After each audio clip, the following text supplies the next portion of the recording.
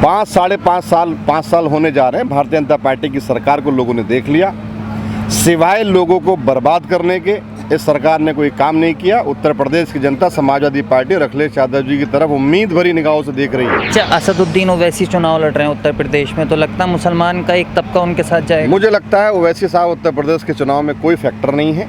लोग समझ चुके हैं कि किसकी सरकार बनानी है और किसकी सरकार हटानी है। मुझे उम्मीद है कि न्यायपालिका न्याय करेगी। आजम साहब चुनाव से पहले बाहर जितना खुशहाल मुसलमान समाजवादी पार्टी की सरकार में रहा है, रह सकता है, किसी अन्य सरकार में नहीं रह सकता।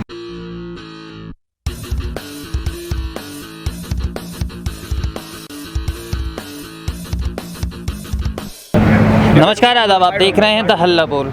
देश के सबसे बड़े सूबे उत्तर प्रदेश में अगले साल विधानसभा चुनाव होने वाले हैं। ऐसे में सत्ताधारी बीजेपी को हटाने के लिए समाजवादी पार्टी अपनी पूरी ताकत लगा रही है। इसी पर मेरे साथ चर्चा के लिए मौजूद हैं एमएलसी परवेज़ अली साहब। परवेज़ साहब, 400 सीटों का नारा दे रहे हैं। 2017 में 47 आई थी और 400 सीटें, कैसे होगा मजबूत बीजेपी के सामने?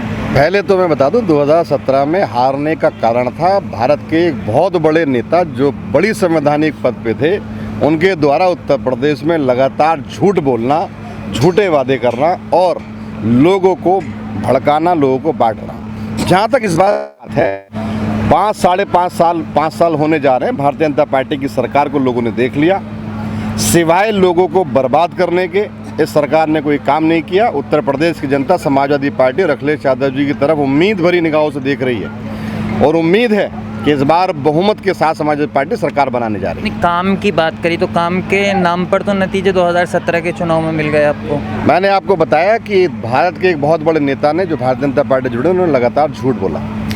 लेकिन अब समझ गई है जनता कि उनके झूठी वादों पे, झूठी बातों पे यकीन नहीं करना है और सच्चाई अखिलेश जी और समाजवादी पार्टी पे विश्वास करेगी जनता। अच्छा, असदुद्दीन ओवैसी चुनाव लड़ रहे हैं उत्तर प्रदेश में, तो लगता है मुसलमान का एक तबका उनके साथ जाएगा? मुझे लगता है ओवैसी साहब उत्तर प्रदेश के चुनाव में कोई फैक्टर नहीं है। लोग समझ चुके हैं कि किसकी सरकार बनानी है और किसकी सरकार हटानी है।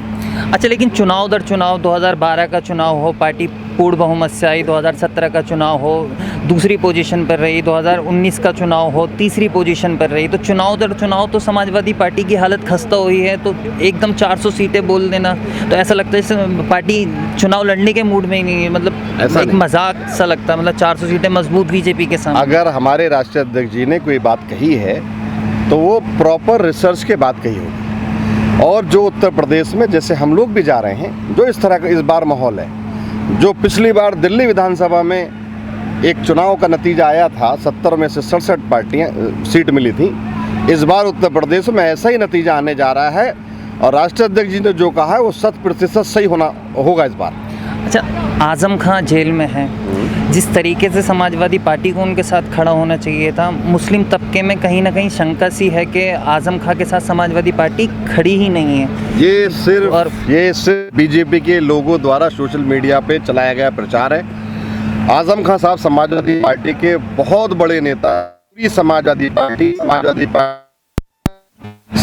पार्टी का जो भी लीगल एडवाइजर्स हैं, सब साहब की मदद करने की कोशिश कर रहे हैं। और हमें आजम साहब, क्योंकि इतना बड़ा नेता किसी की लकड़ी नहीं चुरा सकता। मुझे उम्मीद है कि न्यायपालिका न्याय करेगी। आजम साहब चुनाव से पहले बाहर आएंगे। लेकिन जैसे असदुद्दीन ओवैसी हैं, वो जितनी भी उनकी मैंने सभाएं वगैरह हम लोग जाते हैं, देखते हैं, तो वो बीजेपी से ज़्यादा समाजवादी पार्टी को लेकर हमला। अब आप बताइए कि जिसका दुश्मन कॉमन है, हमारी दुश्मन हम भी चाहते हैं भारतीय जनता पार्टी। कहते हैं कि मुसलमानों का शोषण समाजवादी पार्टी। अब पिछली कैबिनेट में 10-10 कैबिनेट मिनिस्टर थे, बड़े पदों पे, डीजीपी के पद पे मुसलमान थे। वैसे हम लोग धर्म जात की बात नहीं करते, लेकिन मैंने आपके सवाल का जवाब दे रहा हूँ। और कई अहम पदों पे मुख्य सचिव के पद पे रहे। मुझे तो लगता है कि सर्व समाज, सभी जाति धर्मियों के साथ जितना खुशहाल मुसलमान समाजवादी पार्टी की सरकार में रहा है, रह सकता है, किसी अन्य सरकार में नहीं रह सकता। अच्छा, अखिलेश यादव 400 कह रहे हैं, मैं आपसे पूछता हूँ, आप सीरियस बता दीजिए। जो मेरे राष्ट्रीय अध्यक्ष जी कह रहे हैं वो सही है। चलिए, शुक्रिया, धन्यवाद। ये थे विधायक परवेज़ अली खान साहब, जिन्होंने आने वाले विधानसभा चुनाव को लेकर अपनी बात रखी। कैमरा मोहम्मद आमिर। अगर आपने अभी तक चैनल को सब्सक्राइब नहीं किया है तो प्लीज़ सब्सक्राइब कीजिए और ताज़ा अपडेट पाने के लिए बेल आइकन को दबाना ना भूलें।